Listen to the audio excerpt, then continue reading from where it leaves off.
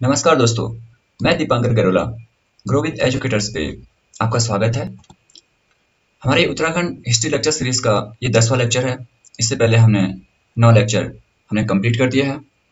जो पिछला लेक्चर था उसमें हमने उत्तराखंड के परमार वंश के कुछ शासकों के बारे में हमने डिस्कस किया था, जिसमें पृथ्वीपति साहब, महारानी कर्णावती और अन्य शासक थे। आज हम बात करेंगे प्रदीप शाह, ललित शाह और प्रद्युम्न शाह के बारे में। तो स्टार्ट करते हैं। इसमें पहले शासक हैं प्रदीप शाह। प्रदीप शाह के राज्यारोहण की तिथि को लेके इतिहासकार एक मत नहीं है। हरिकृष्ण रतूड़ी के अनुसार ये 33 वर्ष की आयु में राजगद्दी पे बैठे थे, जबकि शिव प्रसाद डबराल के अनुसार जो राज्यारोहण के समय इनकी आयु थी केवल 5 वर्ष थी। किंतु सूरवीर सिंह के संग्रहालय में रखे ताम्रपत्रों के आधार पर 2 तथ्य सामने आते हैं। पहला तो ये कि फतेह शाह एवं प्रदीप शाह के मध्य उपेंद्र शाह नाम का एक राजा था। दूसरा, प्रदीप शाह के राज्यारोहण पर उनकी मां का संरक्षका न होने का ज्ञान होता है, क्योंकि उनकी जो माता है उनका नाम किसी भी ताम्रपत्र में अंकित नहीं है।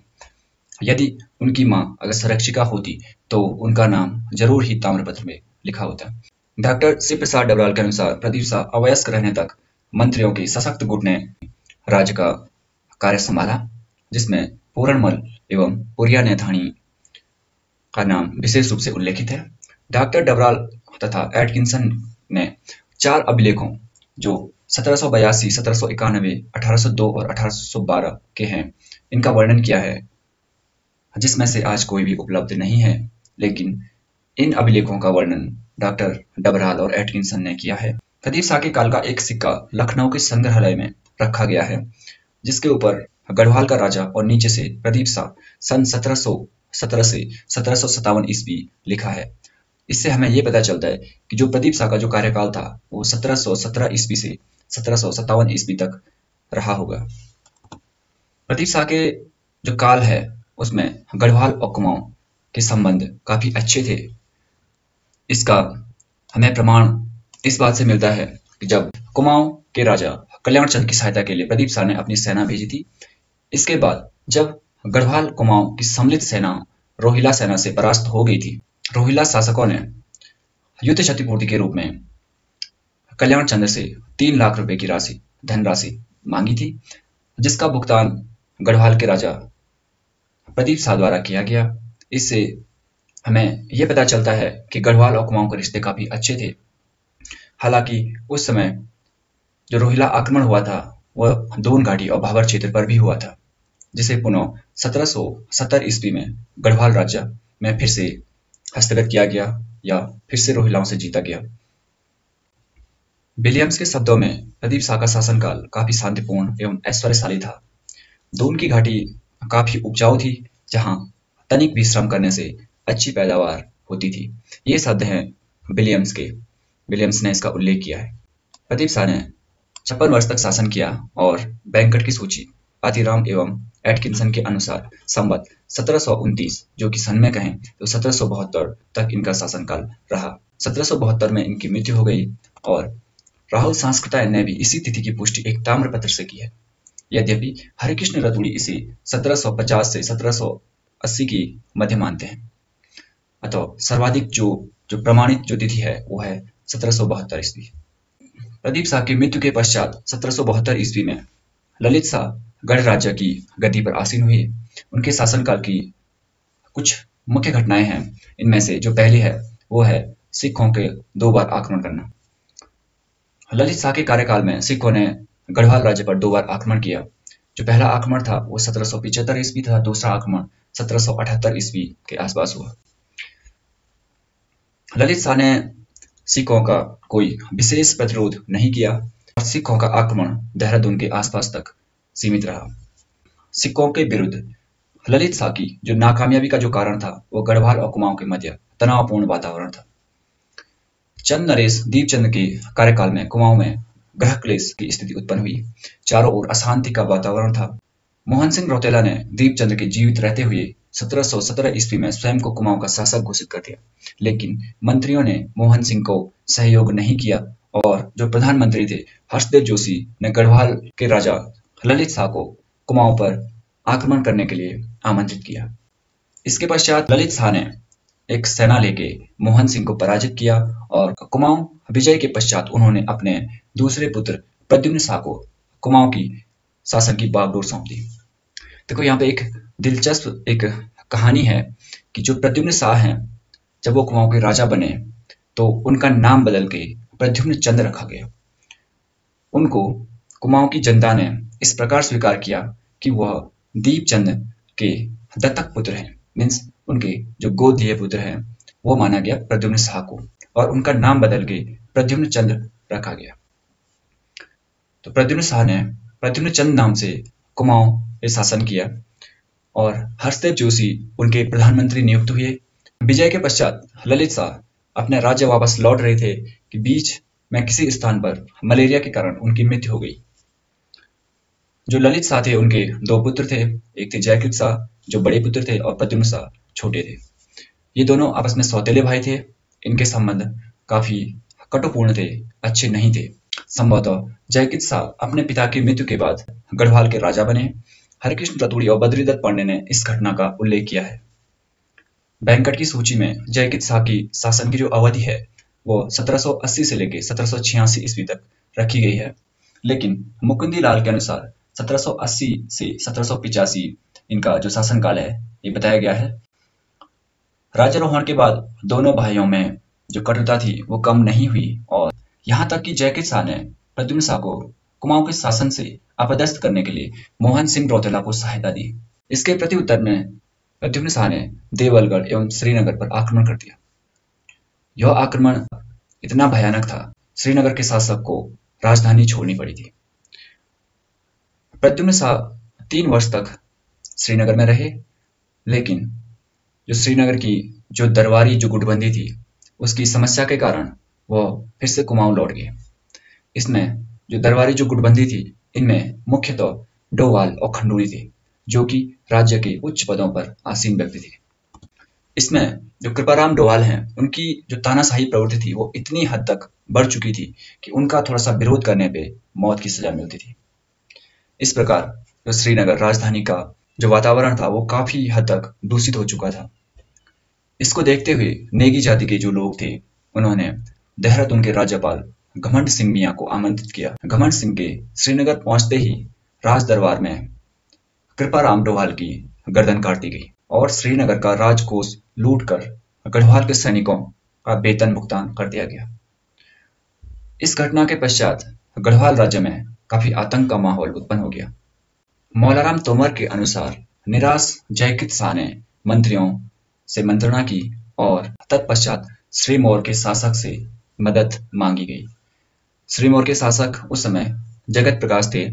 वो अपनी सेना को लेके गढ़वाल की ओर बढ़े। बीच में ही विजय राम नेगी उसने जगत प्रकाश का मार्ग रोक दिया और जगत प्रकाश और विजय राम नेगी के मध्य युद्ध हुआ और विजय राम नेगी वीरगति को प्राप्त हो गया। जगत प्रकाश की सेना का मुकाबला अब डायरेक्ट घमंड सिंह की सेना से हुआ। घमंड सिंह भी लड़ते लड़ते मारे गए।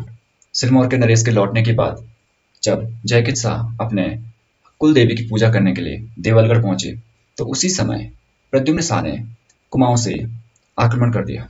आक्रमण से हताश होकर जयकृत शाह देवप्रयाग के रघुनाथ मंदिर में चले गए, जहां उनकी मृत्यु हो गई। उनकी 4 रानियां उनके साथ ही सती हो गई। यहाँ पे एक दिलचस्प कहानी है।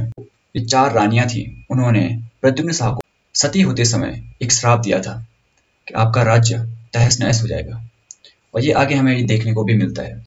आगे बढ़ते हैं। प्रद्युम्न शाह जयकृत शाह के शासन के दौरान प्रद्युम्न शाह ने गढ़ राज्य पर आक्रमण किया।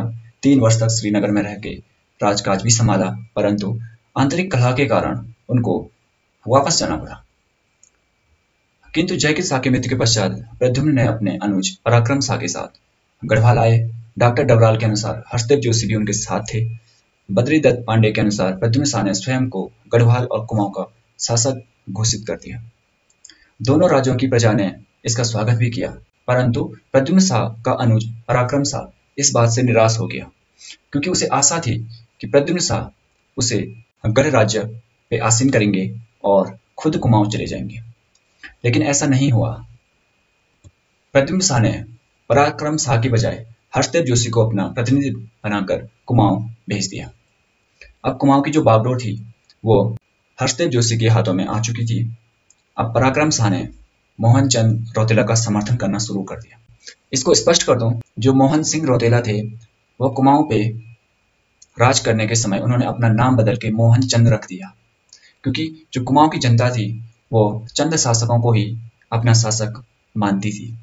तो मोहन चंद द्वारा जब कुमाऊं की सत्ता पर अधिकार किया गया तो उन्होंने अपना नाम बदल के मोहन चंद रख दिया। इस घटना के पश्चात मोहन चंद ने अपने भाई लाल सिंह की सहायता से एक बार फिर से कुमाऊं पे आक्रमण करने की सोची।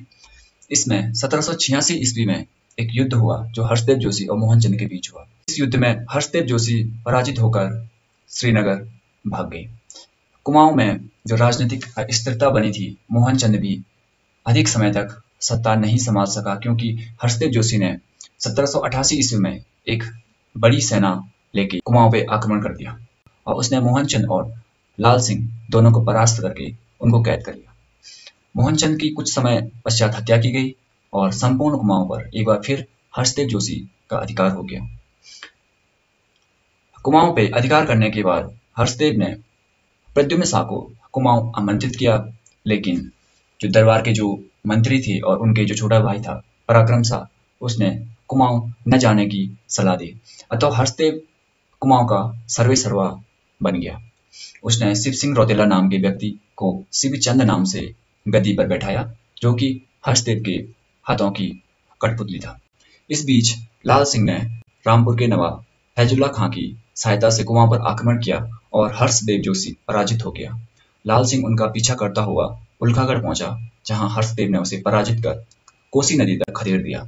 पराक्रम शाह ने अपनी सेना के साथ लाल सिंह की सेना की कमान संभाली और हर्षदेव पराजित होकर गढ़वाल भाग गया, जबकि शिवचंद का इस युद्ध के बाद कुछ भी पता नहीं चला। इसके पश्चात पराक्रम ने अल्मोड़ा पहुंचकर मोहन चंद के पुत्र महेंद्र सिंह को कुमाऊं की गद्दी पर आसीन कर लिया। पराक्रम शाह ने कुछ विरोधियों को समाप्त कर इसके पश्चात नजराना लेकर श्रीनगर लौट गया। 1986 में गढ़ नरेश बनने के पश्चात प्रद्युम्न शाह को निरंतर षड्यंत्रों का सामना करना पड़ा और इन षड्यंत्रों का मुख्य जिम्मेदार था उनका छोटा भाई पराक्रम शाह। मौलाराम तोमर ने अपनी रचनाओं में पराक्रम शाह को एक चरित्रहीन राजकुमार बताया। वो विलासी, दुराचारी और चरित्रहीन राजकुमार था। उसने मौलाराम की जो गणिका थी, सेविका, और उनकी जागीर दोनों को छीन लिया। इसके पश्चात प्रद्युम्न शाह के जो वफादार लोग थे उनकी हत्या करवा दी। संभवतः उसने प्रद्युम्न शाह को बंदी बना लिया था। इसके पश्चात सुदर्शन शाह और पराक्रम शाह के मध्य एक भीषण युद्ध भी हुआ था। गढ़ राज्य में गृह युद्ध का वातावरण उत्पन्न हुआ। इस राजनीतिक अस्थिरता का लाभ उठाकर नेपाल के नरेश गढ़ राज्य में हस्तक्षेप करना शुरू कर दिया। 1791 में गोरखाओं ने गढ़वाल पर आक्रमण किया, परंतु इसी बीच चीनी आक्रमण के कारण वापस लौट गए। यद्यपि 1790 ईस्वी में वो कुमाऊं को हस्तगत कर चुके थे। 1803 ईस्वी में गढ़ राज्य काफी कमजोर स्थिति में था। इसका कारण था कि पहला तो गृह युद्ध जैसी स्थिति बनी हुई थी और दूसरा कि 1803 में उत्तराखंड में एक बहुत बड़ा भूकंप आया था, जिसके कारण श्रीनगर की राजधानी भी क्षतिग्रस्त हो चुकी थी। तो ये कारण थे कि जिससे जो गोरखा थे उन्हें आक्रमण करने का अवसर मिल गया। प्रद्युम्न शाह 1803 के आक्रमण से श्रीनगर को छोड़ के भाग गए और बाड़ाहाट उत्तरकाशी में प्रद्युम्न शाह एक बार फिर से गोरखाओं से पराजित हुए। इसके पश्चात चंबा नामक स्थान पर एक बार फिर से गढ़वाल की सेना गोरखाओं से पराजित हुई। गढ़ नरेश एवं गोरखाओं के मध्य अंतिम और निर्णायक युद्ध देहरादून के खुड़बुड़ा नामक स्थान पे हुआ, जिसमें प्रद्युम्न शाह वीरगति को प्राप्त हो गए। गोरखाओं ने इनकी अंत्येष्टि राजकीय सम्मान के साथ हरिद्वार में की। इस प्रकार गढ़ राज्य में पंवार वंश को प्रतिस्थापित करके गोरखाओं ने सत्ता का हस्तांतरण कर दिया। थैंक्स फॉर वॉचिंग मी। अगर आपको हमारी वीडियो पसंद आती है तो वीडियो को लाइक करें, शेयर करें और चैनल को सब्सक्राइब करना ना भूलें।